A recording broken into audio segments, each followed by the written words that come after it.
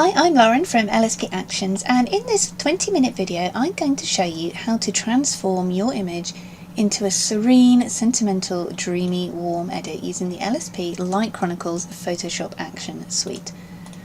I'm going to go through every step you need to create an image just like this, from blurring the background, adding washes, creating dreamy portrait skin, adding in sunbeams, toning and brightening and lightening, and directing and sculpting the light in your image. At the end of this video I'm also going to show you how you can drop in a texture and a dust overlay to add that final finishing touch to your image. So I hope you enjoy this edit. This edit is coming in assuming you've already seen the video about how to install the actions, how to get them showing up in Photoshop like this, and that you've had a little play and know roughly how to use them, because I move quite fast in this video. If in doubt, please do watch video number 1, which is the overview of how to use and install these actions. So let's dive into the edit. If you're unsure of how to get your actions into Photoshop, how to view them in coloured button mode, and generally how these actions work, please do watch the overview video where I go into much more detail about everything. So I'm going to start by creating a new merge layer so I can clone, heal and fix. I'm going to come over here on the spot healing brush tool, hold the mouse down until this menu comes up. I'm going to select patch, and I'm going to draw around my husband's head because we do not need that in the image. And I'm going to use the select and fix bonus action to get rid of that. You need to make the selection first, and then you play the action, which will use Photoshop's content aware technology to fill. Now this doesn't look so good, so I'm going to grab the clone stamp now, use the right bracket to make it bigger. My clone is a soft on 100% opacity and around 30-35% flow. So I'm just cloning in these areas of the curtain, just up and out the way there. I'm going to be blurring this background anyway, so I'm not too fussed about it being perfect. Now I'm going to zoom in to this area here. I think I'm going to remove this little piece of string, so again I'm going to come up, select the patch tool. I'm going to draw loosely around, making sure I've also got the shadows, and play select and fix again to fill that with content aware. Just going to select this little area here and patch that out of the way, and zoom out again. I'm going to zoom in here and also fix this area of the image, again using select and fix. So now I want to set the scene. So chapter 1 is set the scene. You can choose to play all of these actions over your background image, which will all appear in a stackable group that you can turn on or off, tweak and change as you want to, or you can play them individually. So for example, I've just pressed shadow rescue, and you see this has done exactly what it says. It's rescued and pulled in a few of those shadows. I'll go ahead and brighten that up a little bit. I'm going to play a contrast hit over the image, which I'm going to take down a touch. Exposure down or up, I don't need to do that. I might play this slight matte contrast, although I'm going to pull that right back. Perhaps lift that one. Because these actions are editable, they do not affect your background layer, you can come in, mix, match, tweak as you want to. So I've brought back the highlights. If you watch this area on her head there, while I turn this on or off, you will see the highlights have been brought back into the image a little bit there. And I'm going to play a warm filter. Next, into sculpt the light brushes. Again, you can choose to play these individually. I'm going to click play them all this time to set all of them up so I can just go through and paint on as I like. You'll see they've all appeared in a group that you can close, turn on or off. They're all invisible right now with black layer masks next to them. So you need to make sure you're on a white brush. The actions will select this for you, but just in case, make sure you're on a white brush, set to normal mode, 100% opacity and 25% flow. Now the draw the attention brush is designed to really start bringing light, sharpness and detail into the faces and any other areas where you want to brighten up. These are the areas where you literally want to draw attention in your image. Softly darken is the opposite. You can start to darken down any areas that don't really add to your image and don't need to be the main focal point. Sharp brush, I'm just going to rub this over the main focal point. Darken more, you can use this if you want to. Soft brush, I'm just going to brush this over the background to start softening down. Contrast, let's pop a little bit of that over our subjects.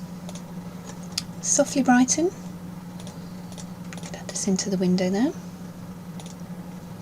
Brighten more, I don't think we need to use that one. I'm not going to come back down here onto draw attention quickly. Switch to a black brush because I want to brush a little bit of this off the dog's chest. And back to a white brush. Highlights down, I may take the highlights down on her head just a touch. So I'm going to close this group and show you before and after using the Sculpt the Light brushes. The next section is the Divine Blur.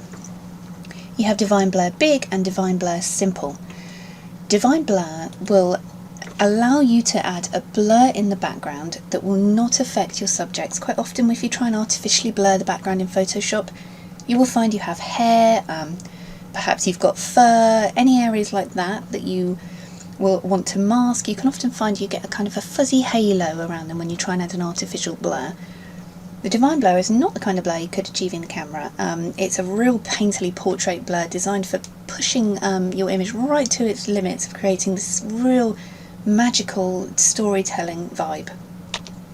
So the action is used Photoshop's technology to cut the subjects out. You might find this works really well, sometimes you might find it looks a bit like a hack job, but either way, the area you want to blur, here I want to blur the window, the subjects are now gone, which will allow me to add a blur. So up here on the blur menu, choose the blur, the level of blur you want to go for. It will automatically be set to 25. You might want to take this down a little bit. If in doubt, take it down because you can always add more blur later on, but you can't add less. So now the action is setting up all the blur layers that you need to use to add the Divine Blur to your image. When it's finished, this instructional box will pop up just to give you a reminder of what to do. And you will notice there is no blur. That's because everything is blacked out with these layer masks, which again you need to use a soft white brush to paint on. Your subject is up the top here. You see this layer mask here that's black with your subject cut out. This is Photoshop's version of what it thinks your subject is. You might find, like in this image, it's quite good. You might find just half of a face and a bit of an armchair is actually on this selection. So don't worry for now. It doesn't need to be perfect. I'm going to show you how you can perfect that selection in just a moment. But first I'm going to come down here and click on the soft blur background. This is the first one you want to play. And I'm using the soft white brush to lightly paint the blur over the background. And you will see this blur coming in now, but it's not blurring the subjects. There is no halo, there is nothing around the subjects, which is exactly what you want when you're creating an artificial blur. So I'm just going to run the foreground blur along here. I'm going to click on extra painterly blur and add this. This will add that real magical effect to the blur. A real narrative blur there. And I'm going to come up to the subjects and I'm going to zoom in to see what we need to select. I'm not too worried about this area because I'm not blurring behind there anyway. I'm more concerned about the heads of my subjects because I have blurred the background behind them. So if we zoom in here and I turn the blur on or off, you will see some eyelashes and some of this hair up here is not included. So I'm going to grab a white brush, I'm going to shrink it right down and pop the hardness up a little bit and just start bringing that selection in. Now don't worry too much about the little hairs and details because I'm going to show you how you can select those in a minute. I'm going to turn this on or off just so I can make sure that everything is included there. Just painting this on. And the same for around the dog. I have a feeling whiskers and things like that may not have been selected, so I turn the whole group on or off. And I can see here there's an area that needs to be painted back in. Again, I'm turning the group on or off just to refine the selection in. And this area here, see these whiskers have not come through, but I'm going to show you how to select those properly. Just making sure that I'm happy with the blur. It can be a little pixely around the edges, especially when it comes to fur, so just go around and fill that in. If you overstep a little bit and you find you've selected or painted in an area that you don't want to be in there, you can simply switch to a black brush to paint it back out again. So now I'm going to refine these whiskers and hair selection. I'm going to hold down Control and click on the black box here of your subject, and you will notice this sets a selection up around the subject with marching ants. Come up to the Select menu, hold down Shift and open up Select and Mask. Make sure you hold down Shift. If you don't, you will open up the normal big Select and Mask window. If that accidentally happens, click Cancel, because you want it to look like this, the Refine Edge option. And you can only get that by going Select, holding down Shift and hitting Select and Mask. Make sure your Refine Edge brush here is selected and brush around any areas you want to select the small hairs from. So for example, here we have little whiskers that we want to add in, and perhaps a little bit more fur around this area here. I'm just going to move along now to Sophia, and I'm going to select this area here. There's a little bit of spiky hair that wasn't included in the selection. And I've also noticed there's a tiny bit there that's not included, but I'm going to hit OK and go ahead and grab a white brush just to include that little area in too. So now we need to adjust the selection. I'm going to right click on the black layer mask of your subject and hit Delete Layer Mask. And with the selection still intact, I'm going to come down here to the black box with a circle in it, and that will add a new layer mask with the new selection in. So we can now see that the hair and the details and any other areas we've added in have been selected, and the blur is intact behind our subjects. So back on a white brush, nice and soft and nice and big, I'm going to look at these other blur options. We have contrast the blur, darken, lighten, etc. I'm going to come on colour the blur, make my brush nice and big, and I'm just going to add a little bit of colour to that window there. The colour is set to beige. You can double click this box here and it will bring up your colour picker, and you can change this to whatever you want to in the background there, whatever suits your image, but I'm going to stick to the neutral tone for this one. You can add matte, you can lighten, darken, and add contrast. Let's add a little bit of contrast there. And I think I may add a little bit of darkness just to this bit here. If it's too much, you can come on the opacity and turn it down. So let's go ahead and close the Divine Blur now. I can turn that off or on. You can see that beautiful painterly blur that has appeared behind our subjects. So the next step, chapter 4, is the Dreamy skin and detail brushes. Again, you can play all of these individually. You can click, mix and match. I'm just going to go ahead and click play them all, which will set up another multi-layer base stacked above my background that I can simply grab a white brush and paint on where I want to. So the first layer that is selected is the painterly silk skin. So I'm going to zoom in here.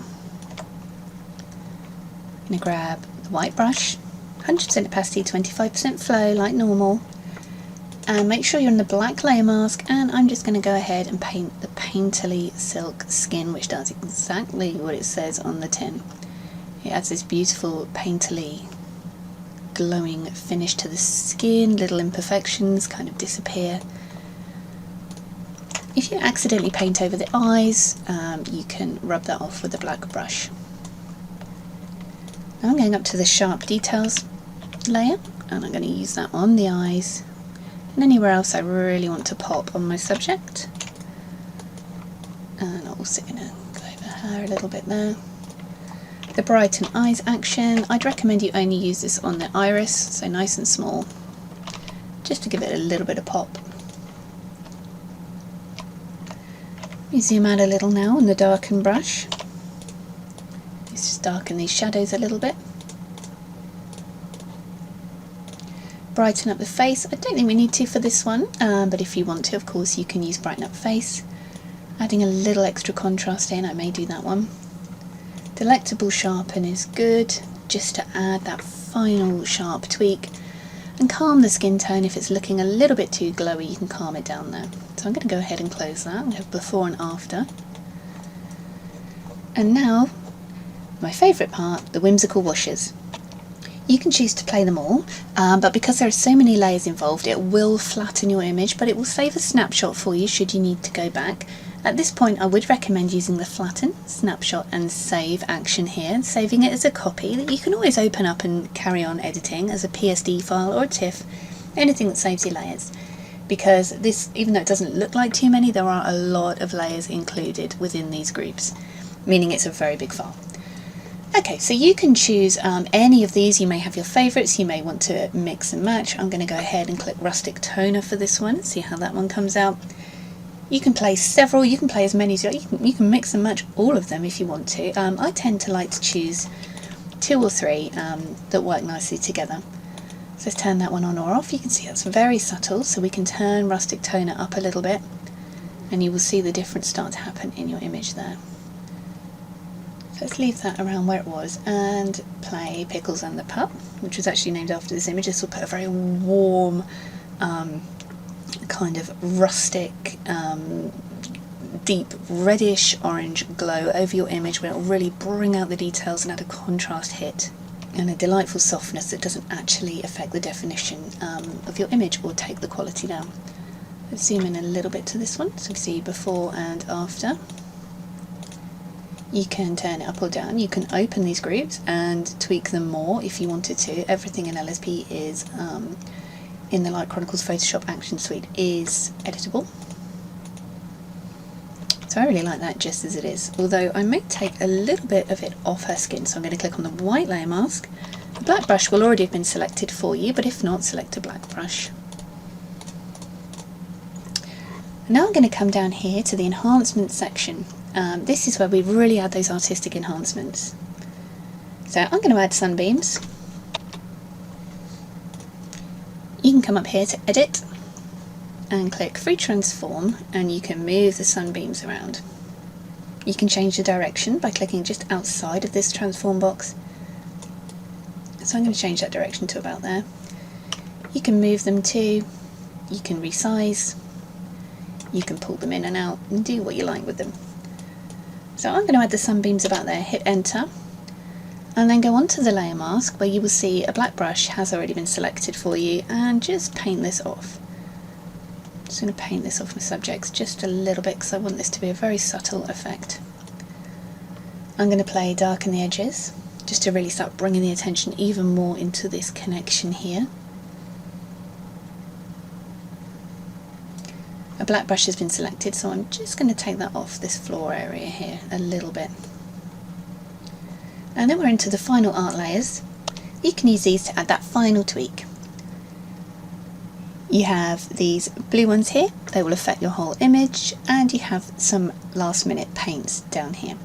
So I'm going to click Tone the Reds Paint, and I'm just going to use this just to take some of that slight reddish tone out of the skin, which you'll find if you've darkened a little, you may get that slight underexposed tone to the skin there. I'm going to play a touch of contrast and perhaps a little bit of brighten paint, which I'm just going to take over the faces one last time. So I'm happy with that edit for now. So let's see where we were before. Again, if any of those steps, if you want some more detailed explanations, please do watch the overview video where I go into more detail. So we created a fix layer where we removed the distractions. Shadow rescue, contrast hit, slight matte, bring back some highlights and a warm filter. That was our base. And then we went into the Sculpt the Light brushes here, where we played the whole group and went through them, painting on with a white brush as we saw fit. And then the Divine Blur, where we added this blur to the background and manually changed our subject selection. And then the Dreamy Skin and Detail brushes, you see there before and after. Rustic Toner, Pickles in the Pup, Whimsical Wash, Sunbeams, Darken the Edges, Tone the Reds, Touch of Contrast, and a little Brighten paint to finish. And that is the edit using the Chronicles Photoshop Action Suite. I'm going to go ahead and add a texture overlay to this image as well. So let's dive back down here to the enhancement section. What I'm going to do first is use the flatten, snapshot and save action here. this will flatten it all down and let me save a copy because I'm happy with the edit. Okay, so that's just opened up my save options in the other window. I've got two screens here. Okay, so I've just saved a copy of that one. And now I'm going to use the Add a Texture applicator action here. You need to make sure you have downloaded the LSP narrative textures or any other textures that you prefer, and unzip them or save them to an easy to access location on your computer first. If you try and add a texture using a zip file, Photoshop will not be able to find the parser or the file format, and it will come up with an error message, so make sure you've unzipped them first. So I'm going to go ahead and click the Add a Texture action. This has opened up the LSP narrative texture pack. Let me just show you these smaller. So you can choose which texture you'd like to add to your image. I'm going to go for, let's go for Yearn for this one. So I'm going to double click that, and you'll see the texture appears as a solid layer. It's quite heavy. So resize that roughly to fit, hit enter, and it will turn it transparent over your image. Now you can see the effect of the texture. You can resize and tweak if you want to, and then hit enter again. You'll notice a black brush has been selected, so I'm going to make this a little bit bigger. I'm still on my usual settings of 100% opacity, 25% flow, and I'm just going to use this to brush the texture off my subjects. If you don't like the texture, like right now I'm not too keen on the effect that Yearn has done to this image, you can simply click the texture, drag it to trash, and play it again to choose another one. So let's go for Fiction. I like Fiction, it's got darker edges. Let's just resize that, hit enter again. And now I'm going to use the black brush just to take this off my focal area. You can zoom in and take it off the subject's faces more if you like. I like a very subtle effect with the texture images like this. So that's before and after. You can see the effect of the texture if we zoom in here. So before and after. Also great for getting rid of any banding, if you have banding, which is where you get those weird coloured lines on smooth areas. It's also great for getting rid of that. So that's how to add a texture. You could also add a dust overlay here, in exactly the same way you added a texture. So let's find the dust overlays. Choose one of these. These are really fine. Again, this one is in a black box, so hit enter. The blend mode is now going to change to screen, and we can resize if needed, and hit enter again. A black brush will be chosen for you, so you can brush the dust off anywhere it doesn't need to be. So Dust Overlay 4 has got quite a lot of dust in it, as you can see, so I'm going to grab this black brush and I'm just going to take this off anywhere it doesn't need to be. It's a real magical glowing in the light dust particles over the image. Can make a great finisher, so I'm just going to take a few of these off. I only want a few on there. It's also great for adding more depth into your image too. So that's before and after adding the texture and the dust. You can watch more videos on the LSP website under the support section, the video tutorial section. Look for Sentimental Storyteller to learn more about how to use these actions. I'm Lauren.